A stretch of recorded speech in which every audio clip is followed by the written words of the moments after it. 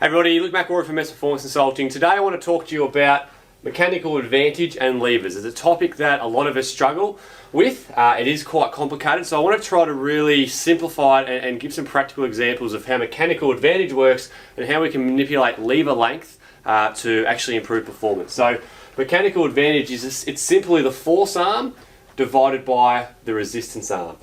If our mechanical advantage is more than one, which also means that we have a longer force arm than we do a resistance arm, then we're going to have mechanical advantage. Our force goes up, but our velocity goes down. That'll make sense in a sec. If our mechanical advantage is less than one, which means that we have a longer resistance arm than we do force arm, then we're not going to be able to produce as much force, but from the force that we do produce, we're going to get very high velocity. All right, quick example, about 99% of the human body is made up of third class levers, being AFR. The human body does not have mechanical advantage. Very rarely does it. There are a couple of examples which I'll go through shortly, but most of the time the human body is at mechanical disadvantage, which means the resistance arm, so between the axis and the resistance, is much larger than the force arm, which is axis to force. So what does that mean? Well, let's have a look. So if I were to lift up this dumbbell, okay, if I do a bicep curl, the axis, there's multiple axes, that's the thing. So pick one. All right, for here, I'm going to choose my elbow. All right, if I bent my wrist, I could also choose my wrist. If I moved my shoulder, I could use my shoulder. All right, so in every sporting movement possible, there's going to be multiple axes. But for this example, I'm going to pick the elbow. So that is my axis. My force is where the bicep inserts onto my forearm, which is about here. So axis is there, force is there. Force arm is very small. Resistance arm, well, here's the resistance down here. So axis to resistance. We have a long resistance arm and we have a very small force arm. So what does that mean? As we can see here, force arm, let's say that's, I don't know, 2 centimeters, for example. And over here we have a resistance arm of, let's just say 20, make the maths easy. We have to do force arm divided by resistance arm. So force arm was 2, resistance arm was 20. We have a mechanical advantage of 0.1. Okay?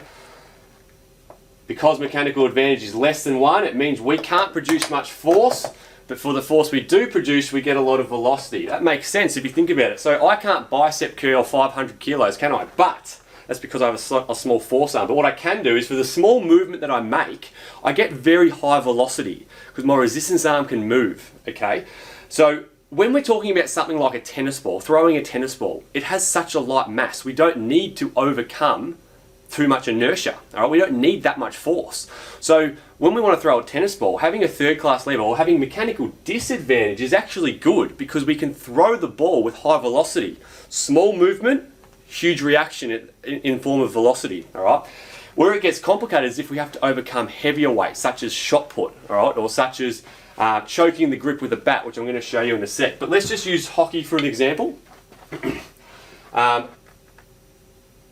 this example, we have again, multiple axes. I'm going to use the stick as the first axis. So the end of this stick is one axis. My force arm is the distance between the axis and where I finish applying the force. So in this circumstance, it's from the axis here to where my hands finish gripping the stick, which is about there. So it's a relatively small force arm. My resistance arm is the same. It's axis from where the resistance is. When I put something on the end of this stick, such as a ball, the resistance is going to be pretty much right at the end. It's wherever the center of mass is, which is going to be, once it has something on it, about here. So we have a large resistance arm and a relatively small force arm.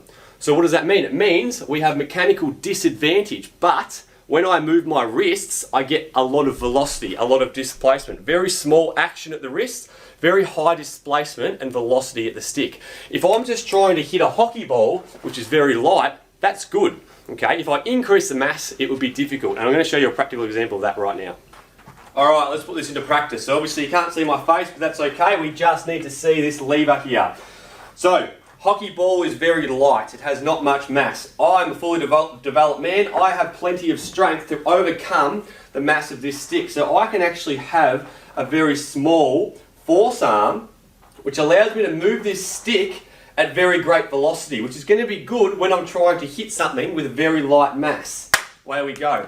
However, if I were to increase this mass, I've got a cricket bag full of 20 hockey sticks, 10 balls. It probably weighs maybe 10 kilos, okay? Now, I've increased the mass of this whole system. If I leave my mechanical advantage at 0.1 even, 0.1, then we're in trouble. So right now, force arm, let's just say, I'm going to use new numbers. Let's say this is 10 centimetres, all right? 10 centimetres from axis to force. The whole stick is 100 centimetres. So we have a mechanical disadvantage because it's less than 1. It's actually 0.1. 100 divided by 10 is 0.1, okay? Good velocity, but now I've got all this mass that I need to overcome. I can kind of do it, but I don't have a mechanical advantage of force. So what can I do? Well, I can change my hand position. What do children do? What do 3-year-old kids do when they're trying to hold a cricket bat? They choke the grip. What have I done to my force arm? I've increased it. Resistance arm is still axis to here. That's still 100, but instead of being 20 for my force arm, now it's closer to 50. Do the math. 50 divided by 100 is now 0.5. I've gone from a mechanical advantage of 0.1 to 0.5. We're getting closer to that 1 point. So, what does it mean? It means I can produce more force. Alright, let's do it even further. Force arm, all the way down to where the resistance arm is. Now it's 100 centimetres of force arm, 100 centimetres of resistance. We're pretty much on that one. What's that going to do to my force? I can now move that bag. Guys, there's no advantage or disadvantage. It really comes down to what that lever is designed to do, okay? In this circumstance, that had so much mass, I needed mechanical advantage. Because I've increased the force arm, now I get less velocity. I can't move this stick as much. Here, even less mechanical advantage, but now I can move it at greater velocity.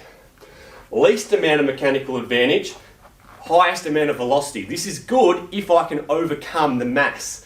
So the reason why children choke the grip is because they're not strong enough to overcome the mass of the system. So they increase their force arm, they lose a bit of that velocity, but now they can actually hit the ball and control the bat or control the swing.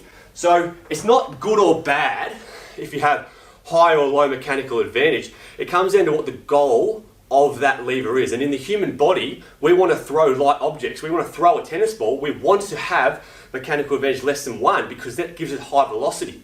If I wanted to go lift up 1,000 kilograms of stuff, we're going to need mechanical advantage, which I'll show you now.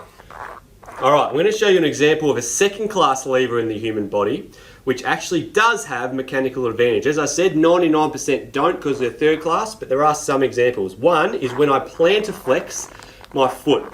Alright, where's the axis? What's moving? It's the ball of my foot, just here. The resistance in this circumstance is the center of mass. So if I stand upright and I put a drop line straight through my center of mass, it's going to come through my foot about here. Alright, so there's the axis, there's the resistance, and the force is being applied from my calf muscles, which are back here. So the force is coming through here, which is a very large force arm. So axis to force, let's say that's about, about 10 centimetres, not quite, but 10 centimetres. Our resistance arm, straight through our centre of gravity, centre of mass, is about 5 centimetres. So 10 divided by 5 equals positive 2. We have mechanical advantage when we plan to flex. What does this mean? Well, what it means is I can lift quite a lot of mass one-footed. I can lift all 85 kilos of my mass quite comfortably because I have mechanical advantage. What's the downside? Well, because my resistance arm is shorter than my force arm, I can't move with much velocity. There's very small displacement of my foot. But that's okay because all I want to be able to do is lift my body mass off the ground. Alright guys, one final example of how we can manipulate mechanical advantage for performance enhancement. Let's look at a power lifter. Now, as we know, the majority of the muscles and joints in the human body are third class, so we're built for velocity, not for force or power. So, what can an Olympic weightlifter do to really manipulate mechanical advantage to their benefit? If you think about this being, I don't know, a 200 kilogram weight, obviously I can't personally lift that, but what do? If they're going to start off in an Olympic lift from a side-on position, the weight's on the ground. Where is it? It's right on their shins. It is as close to the axis as possible. Now again, there's multiple axes. We've got legs, we've got trunk, we've got arms, we've got shoulders. But as a whole, we want to keep the resistance arm. Where's the center of gravity? Well, if I'm holding 200 kilos, it's probably going to be over wherever that weight is. So I want to keep that as close to my body as possible, as close to all the axes that we're going to go through as possible. So when I lift that weight, I keep it as close to my shins as possible. As soon as it clears my knees, it gets right back into our axis, right back in, stays as close to our body as possible. Again, gets above our chest, and again, we keep it as close to the axis as possible before we then push it up, okay? It's a lateral distance, guys. So the resistance arm is a lateral distance from the axis to where the resistance is. If I can keep it close to my body, it's a pretty small resistance arm. If I let it go out here, that's a very long resistance arm. My force arms aren't really going to change, but if I make my resistance arm bigger, I'm going to be at mechanical disadvantage, as we spoke about before. So maybe here, 5 centimeters, but here, it's 30 centimeters, all right, for the same force arm. We don't want to increase resistance arm. We want to get mechanical advantage of force here, because now we do have to overcome a lot of weight. It's okay if it was just, a tennis ball out here.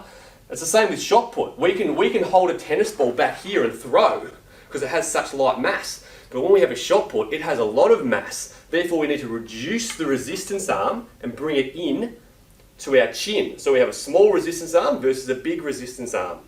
All right, guys, so let's wrap up today. So mechanical advantage is force arm over resistance arm. When we have low mechanical advantage, so less than 1, we can't lift heavy stuff, but we can move at very high velocity. So that's a third class lever, which is 98% of the ones in the human body. So that is our arm. So we've got the axis, the force, and the resistance. Small force arm, long resistance arm. We can throw objects very quickly, which is fine when we have a tennis ball. We have it out there, we can throw it. But if we put something heavy, a lot of resistance here, such as a shot put, what do we need to do? We need to reduce the resistance arm. So now it's only that long instead of that long. That gives us a bit more mechanical advantage. It's not going to be above 1, but instead of being 0.1 here, we get it to maybe 0.6 or 0.7, which is good for shot put. A second class lever such as plantar flexing our foot, that is going to give us mechanical advantage because we have a much longer force arm than we do a resistance arm.